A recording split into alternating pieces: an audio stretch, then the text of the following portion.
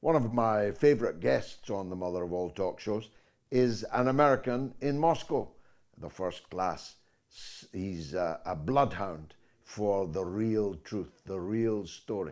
And he's found plenty of blood in the Donbass and elsewhere, where the Ukrainian regime, armed with NATO weapons, have been taking their toll on human life all the time he's been there and longer than that. But guess where Donald was over the last few days? Let me show you before I introduce him. This is Donald Courter abroad.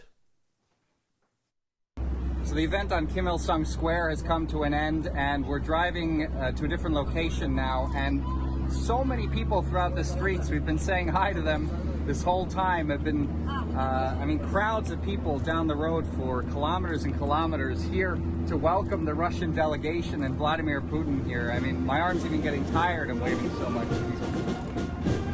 This grandiose warm welcome on Kim Il-sung Square in the center of Pyongyang has just come to an end, that the people of the Democratic People's Republic of Korea have organized for this visit of Russian President Vladimir Putin. As you can see, there's thousands of them on the square, around 50,000, all happy to warmly welcome the Russian president here in Pyongyang for this historic event.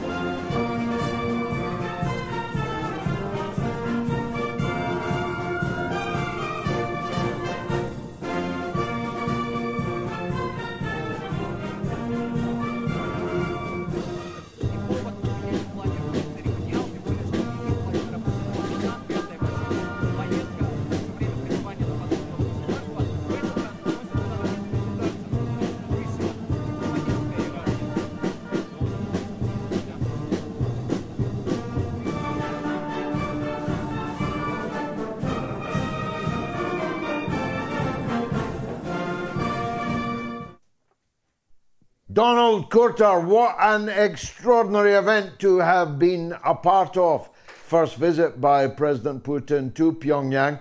I've been in Pyongyang a couple of times, actually, so I already knew it was interesting, but I must say it's looking a bit more plush than the last time I was there 20 years ago. Tell us, Donald, how was it for you in Pyongyang with Putin? Yeah, well, George, I have to say I was absolutely really impressed. I mean, I obviously know that most of the stuff the West says about North Korea is just kind of propaganda, but I didn't expect, to be honest, the sort of modernity of the city. I mean, a lot of new buildings have sprung up as of recently. Our guides were telling us about it as well, and this was part of something that I read about. Kim Jong-un had already, actually probably around 10 years ago, started a sort of modern apartment complex construction project in mass in Pyongyang. And we saw the results of that, free housing to the people of Pyongyang, absolutely new.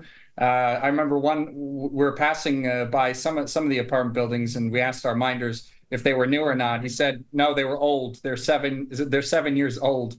For me, that's new. But I mean, it was really a fantastic experience. I mean, like I put on my Twitter account, I mean, some of these apartment buildings in Pyongyang would make many people in the West that are trying to, struggling to pay their rent themselves would really be envious of. I mean, I know I would if I was still living in the West. But, it was just in terms of the welcoming that the Korean people gave us, it was just absolutely astounding. They had put so much effort into putting together this welcoming ceremony for Vladimir Putin and the Russian delegation. They were really happy to know that relations between their two countries were really getting warmer and warmer. They welcomed us really well. We had no restrictions on what we could film. That was another thing. We filmed whatever we wanted. We even were able to talk to some people at the event. We caught some short words about with people that could speak English about how excited they were, we spoke to some of the guides about the preparations and everything. They prepared 3 months to put this welcoming ceremony together. And they said that, it's been very, very, very long since they've put together such a welcoming for a foreign leader. I mean, in terms of what I know about North Korea, the kind of welcome that we saw of a foreign dignitary last time I can think of was maybe in the 70s for Nicolae Ceausescu. I mean, maybe, I mean, I don't, maybe I'm wrong, but that's what I remember as the last one where there was such a huge organized welcoming for a foreign dignitary. So that was really No, cool you to, remember, right. That's exactly the last time that such an event occurred. Sadly, I'm so old, I remember it very vividly indeed. Now, of course, the fools opined that Putin was there with his cap in hand for ammunition and missiles and so on. This is the same set of fools that told us in week 1 or week 3 of the Ukraine war that Russia was running out of missiles and ammunition and stealing washing machines to vulcanize their parts and so on. But in fact, it was a shift in the geostrategic coordinates in the world, wasn't it? It was Putin saying that any attack on North Korea will be regarded as an attack on us. And if America is putting long-range missiles in countries that are hostile to us on our borders, we're going to put long-range missiles in the hands of the people that the United States has deliberately chosen to make enemies of. That was what was really going on, wasn't it? Absolutely.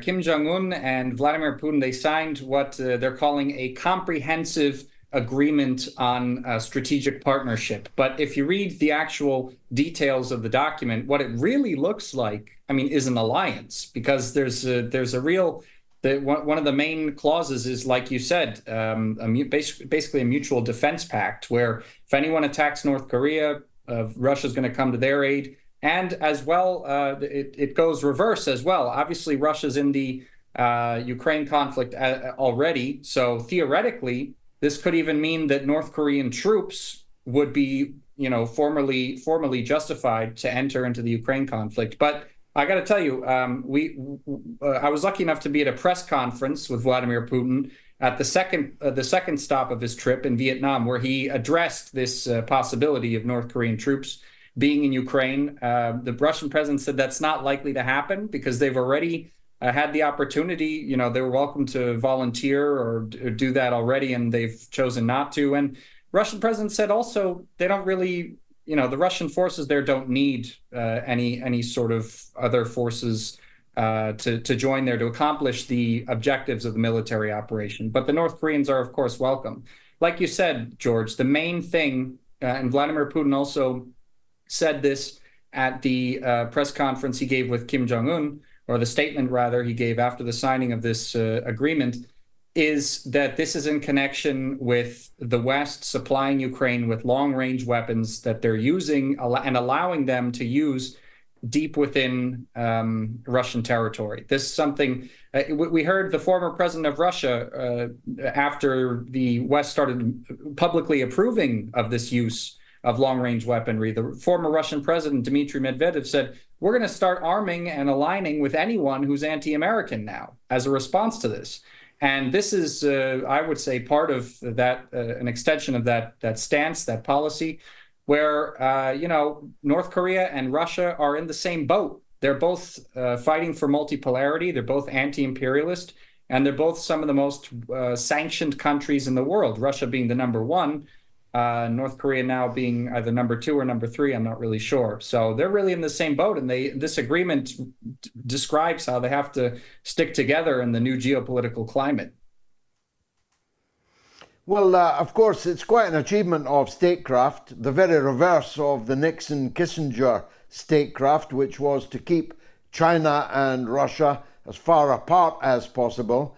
Current American statecraft has pushed China and Russia together to the point of inseparability, and now what we might call the Medvedev doctrine, which can explain the presence of China in Nicaragua, the presence of China and Russia in Venezuela, the presence of Russian nuclear submarines off the coast of Cuba and therefore off the coast of Miami. It's kind of a big boomerang this American policy, isn't it? Yeah, I would say so. I mean, because I've long said that that the United States and the West in general, under Washington's leadership, has essentially become its own gravedigger, really. I mean, the whole situation it's set up with sanctions, with its stoking the flames of the Ukraine conflict. All it's done has united previously more loosely connected countries that are all fighting against Western imperialism. It's forced them to unite under the flag of multipolarity, essentially. And also, it's caused, specifically sanctions have caused Russia's economy not to be damaged. It hasn't destroyed Russia's economy. Russia's economy is growing more than Western so-called experts had projected for the longest time. It's actually flourishing. It's in danger of overheating because it's moving forward so quickly. And all that's happened is that the economy has become more independent, actually, from Western companies. Because when all these Western companies left Russia, all they did was allow Russian companies that were there to substitute them. They just moved into the market where there was a vacuum left from the Western companies. So actually, when this is all over, and it's going to be over at some point, I mean, unless there's going to be, the unthinkable situation of nuclear war, this is all going to calm down, and eventually, Western companies, there's going to be some sort of detente. Western companies might want to come back to Russia, and they're going to have huge competition with these Russian companies that had already filled their market share. So really, like I said, I mean, this is really the West being its own gravedigger. And like what we saw in this agreement that the DPRK and Russia signed, right? If the West had not allowed Ukraine, or even sent Ukraine long-range missiles and allowed Ukraine to strike targets within Russia, like this horrible attack that we saw today take place in Crimea, then we wouldn't see, we probably wouldn't see Russia and the DPRK making agreements like this. I mean, they wouldn't need to. Quite so. I've spoken in my monologue about the attack on Crimea. I'd like your take on the terrorist attack in Dagestan, which, by the way, is still continuing. 40 Christians have been taken hostage inside a Russian Orthodox church. The synagogue is in flames. At least one priest has had his throat slit and murdered and left lying in his church, in the pulpit.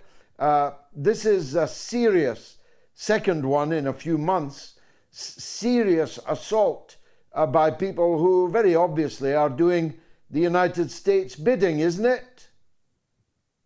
Yeah, I mean, it's also another horrific attack. I mean, today has been really bad in terms of both of these attacks happening so close together. I mean, the multitude of attacks that have happened in Dagestan and the Crimea strike that killed civilians. But I mean, I would say that it would come as no surprise that this is somehow connected to the West. I mean, if we look back at the Crocus City Hall massacre, I mean, that was, according to Russian intelligence and the Russian investigation that was committed, that was Ukraine and the West in general using basically ISIS proxies to carry out a terrorist attack. And this is something that's nothing new, really. I mean, for the longest time in Syria, the United States and ISIS were connected in operations there. We all know that. And so this is likely to be a similar situation in which Muslim fundamentalist or Islamist, rather, forces are used as proxies, probably by, Kiev or somehow connected to Western intelligence services. But it's just another example of how the Ukrainian military, the Ukrainian state, and the West in general are just getting so desperate that they have to commit horrible attacks, terrorist attacks, and kill civilians. I mean, it's like the same thing with the murder of Daria Dugina, the attempt on Prilepin, killing journalists that are not combatants, right? I mean, they have a whole list, Mirotvorets, which I'm on, by the way, and I'm sure you are on too, George. I'm not sure, but I wouldn't be surprised. We're both on it, Donald. It's one of many things that connects us. Yeah, I mean that's a Now, list of look, people that how will Russia Ukrainians want to kill. respond to this, Donald? How will Russia respond? Will they respond only against Ukraine or against for example, the ATACMS that hit the beach in Crimea today were programmed by Americans? That's the only way that they can be fired. Will they respond by hitting the people who make these terrorist attacks possible, or will they respond horizontally? I mean, I'm thinking in Syria, for example. It would be perfectly legitimate for the Russian forces in Syria that are legitimately present as guests of the legitimate government of Syria. Would it be possible that that Russia will start to be tougher with Israeli attacks on Syria, for example, which continue more or less weekly? Well, obviously we're going to have to wait. I mean, these attacks in Dagestan are really fresh. We don't know what kind of statements are going to come out by the Russian government. But the way I would like to see the reaction, the kind of reaction I'd like to see is like, I mean, open support really for organizations like Hezbollah or Palestinian liberation movements that are trying to fight against the genocide that Israel's committing with the backing of the United States. I mean, if we're talking about Russian policy of supporting any groupings in the world that are fighting against Western imperialism, then, I mean, after North Korea, the next logical step would be to support these organizations that are fighting against Israel and their illegal occupation and their genocide. That, I think, would be the best thing for the best way for Russia to respond to this. But I think Russia's still trying to take a more diplomatic approach to the situation, although it's becoming less and less possible for Russia to do that because Israel really itself is alienating Russia from having any sort of possible diplomatic connection to them.